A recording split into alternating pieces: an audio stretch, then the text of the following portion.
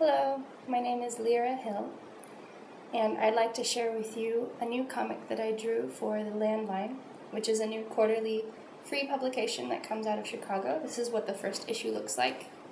It's a wonderful illustration by Edie Fake, and the comic I'm about to read to you is called Mr. Square at the Pit of Despair, and it is on the back cover of the Landline.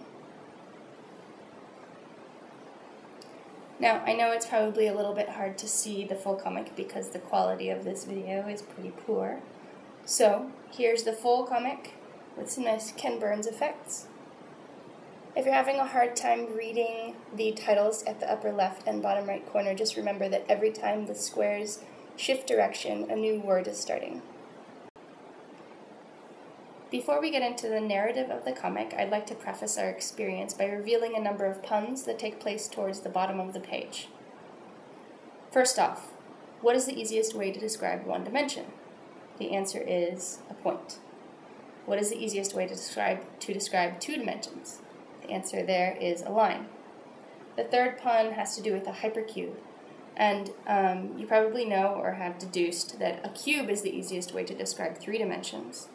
A hypercube is 4 dimensions. It's the 4-dimensional mathematical concept. So it's usually drawn as like a line cube with a smaller cube inside of it, and the corners are connected to indicate that that cube is moving or changing over time. Time is the 4th dimension. Alright, now, into the body of the comic. Mr. Square at the Pit of Despair.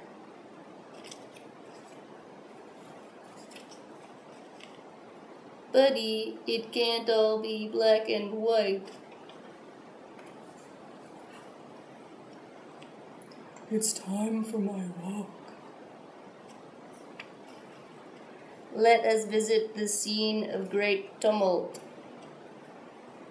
This is hard to see, so I'll hold it up. Mr. Square is walking. Buddy, and the city is getting progressively curvier. This is Occupy Wall Street.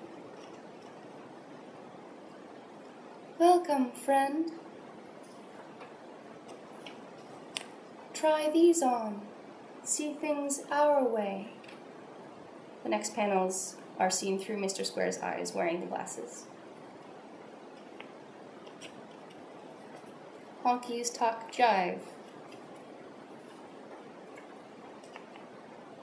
Dicked up chicks. Yellow fag smokes pole. Rub, rub, rub, rub, rub. What's wrong? Your revelations reveal nothing. I want to turn your world upside down. It is opposite, not oppositional. Get hyper, Cube. No, see, I gather grays, but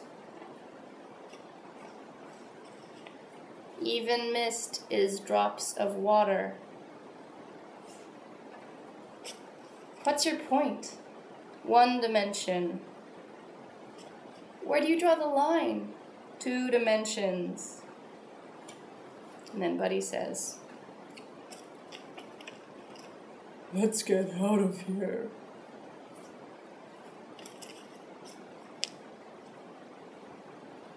Back at home.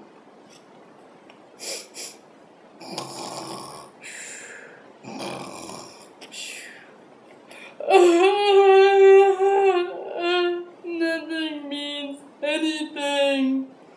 Speak for yourself, man.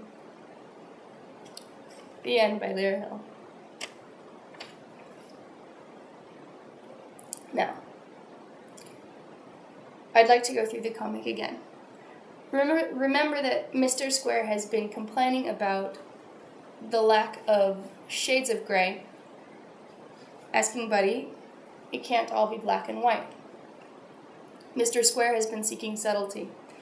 Here we find the first layer of self-referentiality in Mr. Square at the Pit of Despair. Mr. Square exists in a print world of absolute blacks and absolute whites. When a newspaper attempts to imitate grayscale, it does so through the use of halftone dots, grids of black dots of various sizes and frequency that trick the human eye into seeing gray.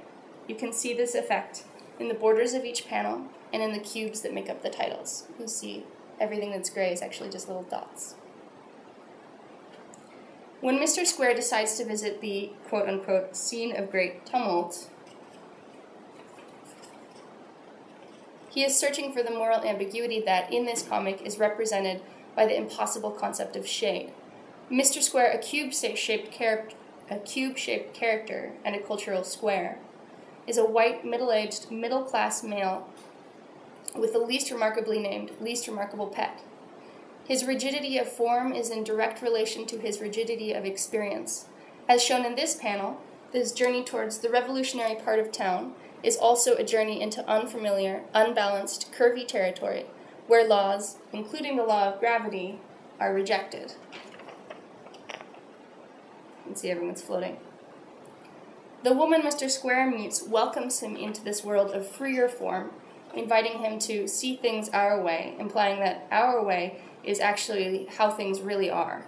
Mr. Square, eager for the visual experience that represents moral experience, is willing to go there. But when he tries on the tinted glasses, no gradients appear. Instead, the panels merely switch to white lines on black backgrounds instead of black lines on white grounds. These panels, in which Mr. Square experiences class, gender, sex, and race shock tactics, are a visual pun, the inversion of black and white as an inversion of traditional morals and linguistic logic. It is this quality which is subsequently alliteratively dismissed as opposite, not oppositional. There. He then attempts to explain his quest to the beautiful protester. I gather grays, but even mist is drops of water. An additional reference to the strategies of implicit grayscale is couched in these panels. The ways that an artist, working in pen and ink, attempts to shade a drawing is blown up and revealed to be false. In these panels as well is the key to the ironic disparity between Mr. Square's newsprint world and reality. In reality, there are no visual absolutes, no perfect blacks or whites. Everything visually is shades of gray or color. But maybe Mr. Square is more right than we know. He makes the point that getting closer, examining particles, only reveals more complicated but similarly polarized pieces. Neutrons, electrons, are these the halftone dots that make up you and I? These two panels, in which the conversation goes south, are honestly just there for the math puns. Now, I'd like to take you through this comic one more time. I'd like to talk about the way that this comic is about me, my feelings, and actual, tangible despair. Mr. Square represents my own self-loathing, privileged white guilt. He is boring, he is boxy, he's also unassuming and naturally kind. He genuinely wishes to expand his horizon, to become a complicated and multifaceted individual. Mr. Square feels, like I do, overwhelmed by a perceived lack of moral finesse in the individuals and institutions around him. Luckily for Mr. Square, a revolution is brewing.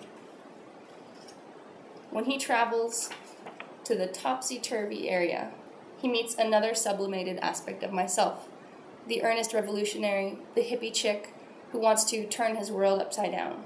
She cares about the earth and everybody in it, and honestly feels that the world would be a better place if people just open their minds a little bit.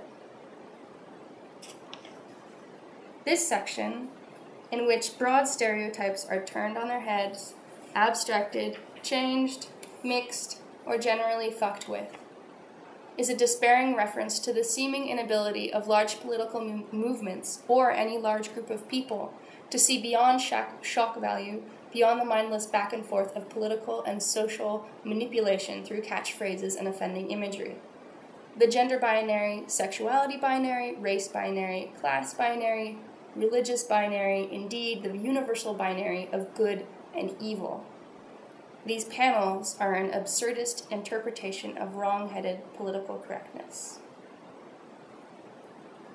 When Mr. Square pulls out his gray cards, he's talking in actuality about this binary thinking. He's talking about our human disinterest in getting to the fine points, parsing out details, being okay with mutable conclusions and complex opinions. And so, Mr. Square has actually reached the saddest conclusion of all.